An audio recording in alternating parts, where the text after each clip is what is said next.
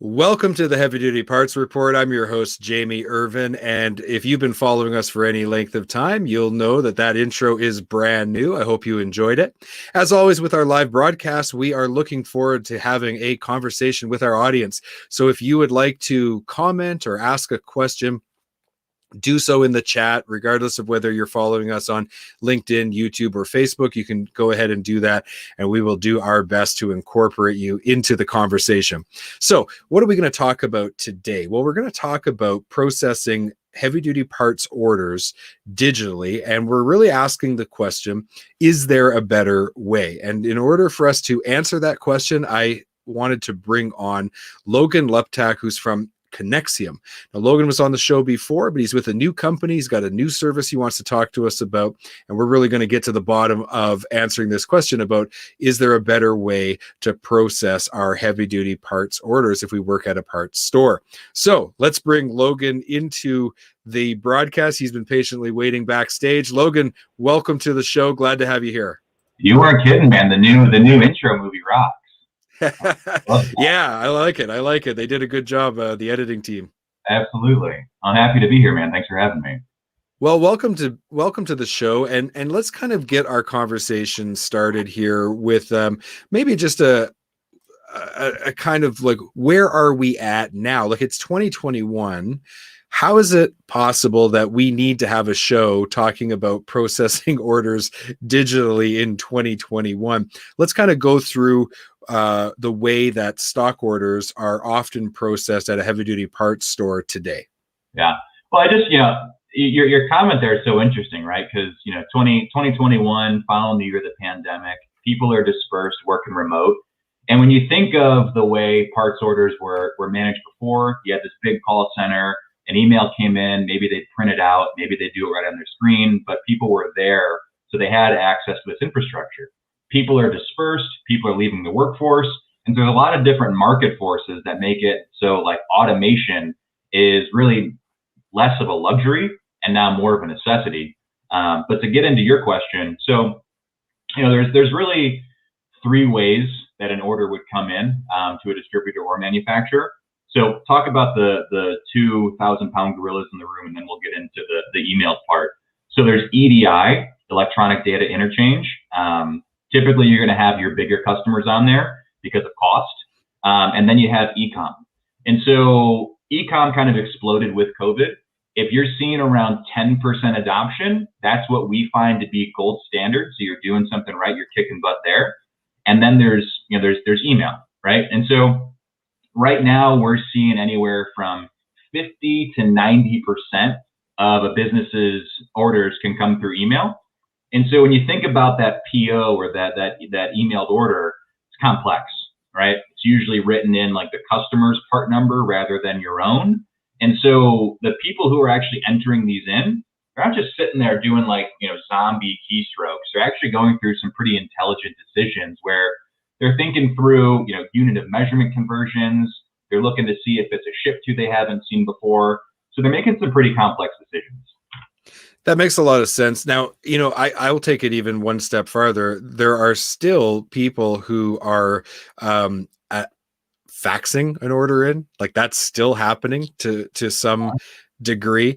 A lot of times as well, when they're emailing that, it can be maybe just a PDF that's being sent over. And so typically we're not talking about the situation where somebody's phoning in and ordering one part. This is where we're talking about stock orders, and they're sending in multiple parts. But I also know that repair shops, sometimes they have software that allows them to process a bill of parts that need to go with a specific job. So they've brought the truck into the shop, they have done the diagnostic work. They now have a list of parts that they need. they oftentimes just kind of convert that into a PDF and just shoot it over to the parts store by email. And now the parts person, he or she has to open that up and either in dual screen has to now manually enter all of their part numbers into a pick ticket, get that printed, get it off to shipping, find out whether or not all the parts are actually there, even though it says in inventory they are in stock. Then they convert that back into an invoice, and then it gets packed up and shipped out the door. So there's a lot of steps there. Otherwise, they're taking that PDF, they're printing it, and they're doing the same process. So, what's the real cost there to parts companies? Yeah. Well, you brought up a really interesting point there too, right? Is where shops will have the system. It's easier for them to go in, push it into their system, and then it spits out a PO that they're just going to forward off. It's the easiest way for them. And so, and part of Connexium is we're not asking that customer to change anything, right? So they're going to continue to go through that process. We're going to pick it up on the back half, look at the document, take it all in, and then process it touchlessly. But I would say that the biggest cost here, when you're thinking of kind of the steps you just walked through, right, where I have someone getting an order, they're making all these decisions, they're keying it in. When you think about it, it's really the cost comes from misappropriating human capital, right? So no one's showing up to work on Monday and going, yes, I'm fired up. I'm going to go key in all these orders. I'm going to go look up all these things in our system.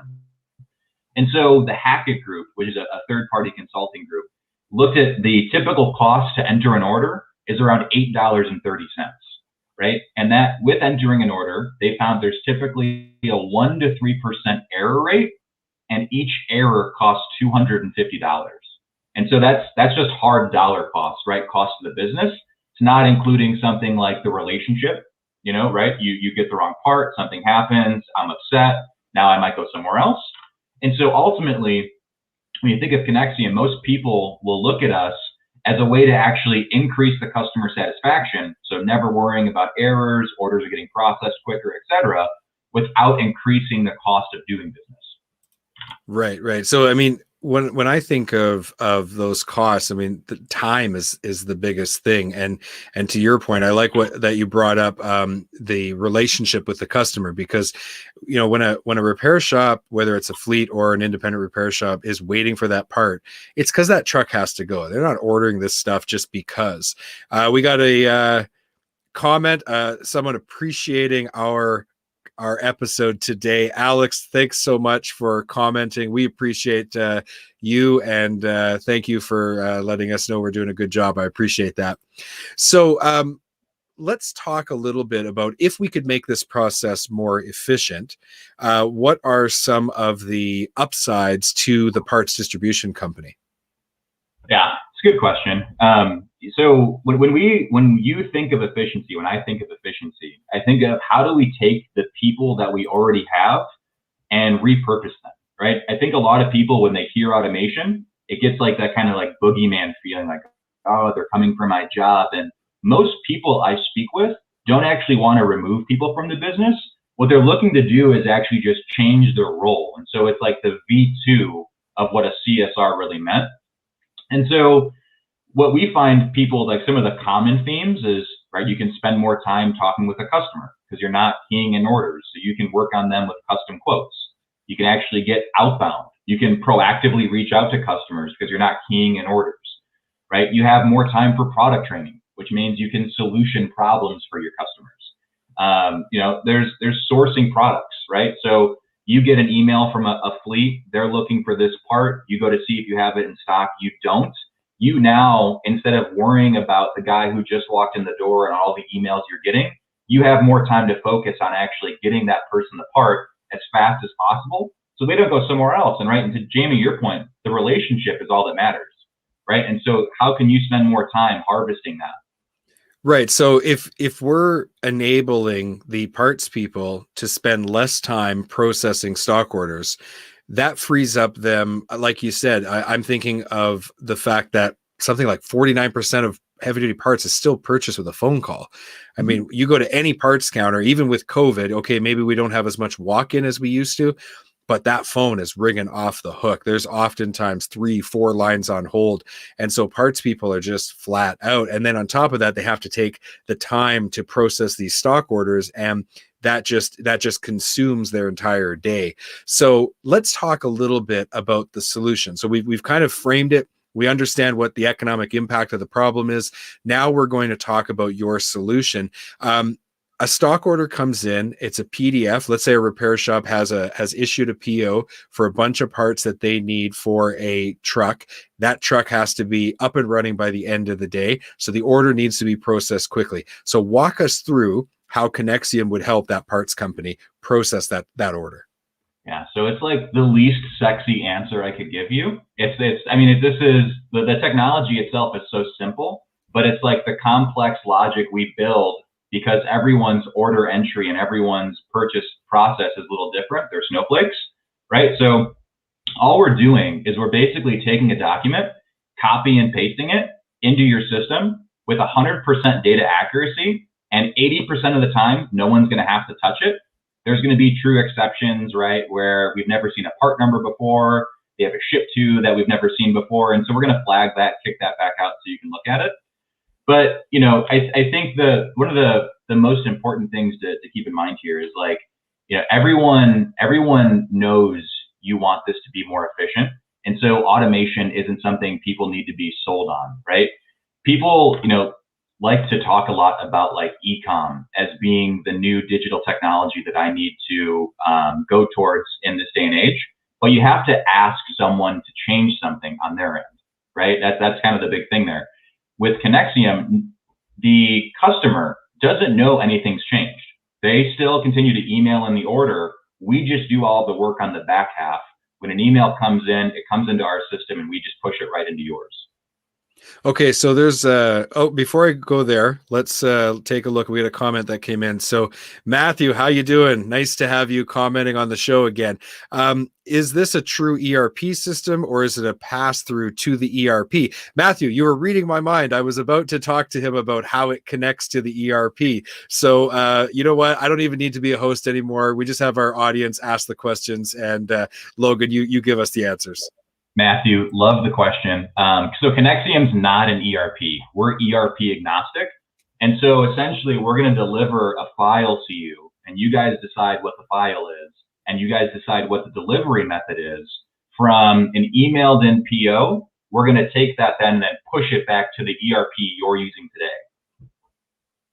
Right. Yeah, so that results in an order being generated in the ERP, and most parts companies then they don't immediately go to invoice because there's still a fulfillment system that has to be engaged there, right? So a pick ticket is generated, the people go into the warehouse, they pick all the parts, they confirm this order is ready to go and is complete. Then it turns back into an invoice. Does Connexium get involved in that second part, or is it just now already been generated in the ERP and they just have to basically fulfill the order? Yeah, so I think your question's around like, do we get into like going into the inventory and like picking parts, etc.? Maybe like creating like an invoice ticket? Yeah. No, that's not what we get into. But I would say this is Grainger, everyone's heard of Grainger, right? Is a client of mine. And so what we've done for Grainger is they've taken it that next step to where they have all of this automation in their warehouse. And so now the use case for them with Connexium is they get an emailed in order and within 15 minutes, it's picked, packed, and on the truck. And so if you think about it, email, you know, the last truck, let's say it leaves at 5. And so they get an email at 4:45 and that order still makes it on the truck with same day delivery. And so that's a competitive advantage in the marketplace when you think of, you know, hey, I'm trying to, you know, get this job done. I need product here today. Grainger, can you get me it? Yeah, I can. Yeah. So Matthew asked another question. He says, will it integrate with systems like Arriva or Coupa? Matthew, you and I should talk after this. We absolutely do. Okay, so Matthew, if you want to connect with Logan on LinkedIn, you can do so. Otherwise, just shoot me an email, jamie@heavydutypartsreport.com, and I will connect you with Logan. You guys can talk. Okay, so what you just said with that use case with Grainger, I think is something that we need to really focus on. this solution, and e-commerce is going to be an evolving part of it should be an evolving part of every parts distribution and manufacturing company. But to your point, we don't want to have to change the behavior of people who don't want to go down that road. So the customer being able to continue to just submit their orders the way they always have, but the parts company being able to be more efficient. When you accomplish this, the upstream, benefits, the upside to this solution, I could see it just being like a 10x, 20x, 50x return on an investment, because that ability to process orders quickly. I mean, in a lot of competitive environments that most parts distribution companies find themselves in, product differentiation is no longer what differentiates them. It just comes down to who can get that part there the fastest. Yeah, you're spot on. So part of what we do at Connexium is we'll actually ask you for some data before, when we get in a sales motion, we'll look at it and we'll actually show you what an ROI would be. And I've never been a part of one that's less than 100% ROI. And I'd say this too is Connexium as a whole talks to a lot of PE firms, right? So these PE firms, they own, 9, 10 different distribution companies. And when we go to them and we talk to them about Connexium and automation, their first thought is, this is amazing. If you could make a company $1 more profitable, that represents $14, between $10 and $14 to me when I go to exit. Right. And so, I hate to just belittle the point and keep saying that automation isn't now a luxury in 2021. Automation, when it comes to things that don't require your customer to change, but have a dramatic impact internally, should be seriously considered. Yeah, because it's all about really understanding the buying behavior of your ideal customers. If your current customers, their buying behavior aligns with this traditional way that we've been doing it for the last 5-6 decades, we want to make that more efficient. As things start to change, of course, then the rules change, right? But it's all about tracking the customers, their buying behavior, how they want to be served. And the more we align ourselves with our customers and serve them in a way that they want to be served in, it becomes very easy to do business with the parts company, and revenue will go up. And that is something that all parts companies is trying to do, is figure out ways to sell more parts. This is one of many solutions that are available, but this is an area that hasn't really been given a lot of attention. So I'm so glad that you're able to come on the show today and alert people to this solution. And if they want to learn more, they can go to connexium.com. That's spelled CONEXIOM. You got it. I'm not an English major, but I'm pretty sure you spelled that one right. All right. So CONEXIOM.com. We'll also include links in the show notes of the different social platforms and on the replay on heavydutypartsreport.com for this episode. It'll be up on the website in a couple hours, and there'll be a link directly in the show notes there so people can get a hold of you. Thank you so much, Logan, for coming on the show today and talking to us about this great solution. No, it's been a pleasure. I always like picking your brain, getting your point of view, and if I can share something that makes you think a different way, I'm glad to. Awesome. Well, I really appreciate that. We'll talk to you again. I'm sure that you'll be back on the show. All right, take it easy. My name is Jamie Irvin. I'm the host of the Heavy Duty Parts Report, and you've been watching another edition of our live interview show coming at you every Friday, 10 a.m. Mountain, 12 Eastern. Thank you so much for the participants in today's episode from our audience. We really appreciate your comments and questions. And next week, we're going to continue our live format. We have made this transition where we're now broadcasting on heavydutypartsreport.com and on the LinkedIn, YouTube, and Facebook pages for the Heavy Duty Parts Report. So we now have got this dialed in. We have a new intro. The show is evolving and getting better and better. So make sure you come back next week. I look forward to seeing you then, and have a great weekend.